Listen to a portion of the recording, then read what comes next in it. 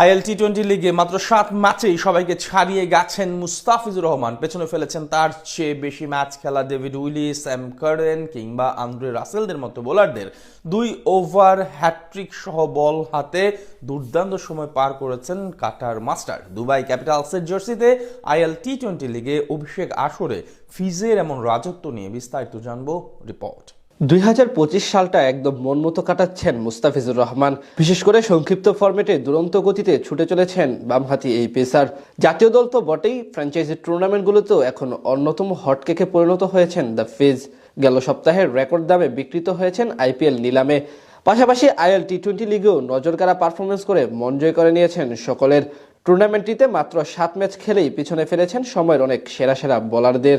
এমনকি তার ধারে কাছেও নেই রাশিদ খান, ডেভিড উইলি, মাথিসা পাতিরানার মতো আলোচিত বোলাররা। বর্তমান সময়ে বাংলাদেশের ক্রিকেটের সবচেয়ে বড় সুপারস্টার ধরা হয় মুস্তাফিজুর রহমানকে। বিশ্ব ক্রিকেটে বেশ ভালো কদর সৃষ্টি করেছেন তিনি। সেখান থেকেই প্রথমবারের মতো আইএল টি-20 লিগ খেলতে গিয়েছেন তিনি। সেখানে এখন পর্যন্ত অসাধারণ পারফরমেন্স করেছেন এই পেসার। নিজের প্রথম ম্যাচে মাঠে নামেন শক্তিশালী গলফ জায়ান্টের বিপক্ষে। সেখানে 4 ওভারে মাত্র 26 রান দিয়ে দেন জোড়া উইকেট। এরপর আবুধাবি নাইট রাইডার্সের বিপক্ষেও 2 উইকেট শিকার করেন এই পেসার।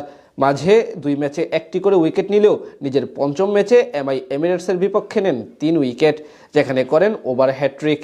এরপর শারজাহ ওয়ারিয়র্সের বিপক্ষে 2 ওভারে জোড়া উইকেট নেওয়ার পর রবিবার রাতে গলফ জায়ান্টের বিপক্ষে ফিরতি ম্যাচে করেন ওভার হ্যাট্রিক, যার সুবাদে তিনি এখন আছেন সেরা বোলারের তালিকায় শীর্ষদের কাতারে। এবার আইএল টি-20 লিগে 8 ম্যাচে 11 উইকেট নিয়ে পঞ্চম সর্বাধিক উইকেট সংগ্রাহক তালিকার 5 নম্বরে আছেন আফগানিস্তানের লেগ স্পিনার নূর আহমেদ। তার উপরে আছেন অজয় কুমার।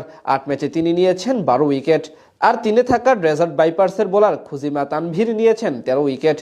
অন্যদিকে এদের সবার চেয়ে 1 ম্যাচ কম খেলে 14 উইকেট শিকার করে আইএল টি-20 লিগে সেরা বোলার তালিকায় 2 নম্বরে আছেন মুস্তাফিজুর রহমান, যেখানে তার বোলিং গড় মাত্র 14.71 এবং ইকোনমি রেট 8-এর চেয়ে একটু বেশি। তার উপরে আছেন কেবল দুবাই ক্যাপিটালসের আরেক বোলার ওয়াকার সালাম খেল। তিনি অবশ্য ফিজের চেয়ে 1 ম্যাচ বেশি খেলে নিয়েছেন 1টি বেশি উইকেট। এছাড়া কমপক্ষে 20 ওভার বল করেছেন এমন বোলারদের মধ্যে সবচেয়ে ভালো বোলিং গড় দখল করে রেখেছেন মুস্তাফিজুর রহমান। একই শর্তে সবচেয়ে ভালো স্ট্রাইক রেটটাও ফিজের দখলে। সব মিলিয়ে বলা চলে আইএল টি-20 লিগে অসাধারণ সময় পার করছেন কাটার মাস্টার। এমন নজরকাড়া পারফরমেন্সের কারণেই তিনি এখন সবাইকে ছাড়িয়ে শীর্ষ 3-এ।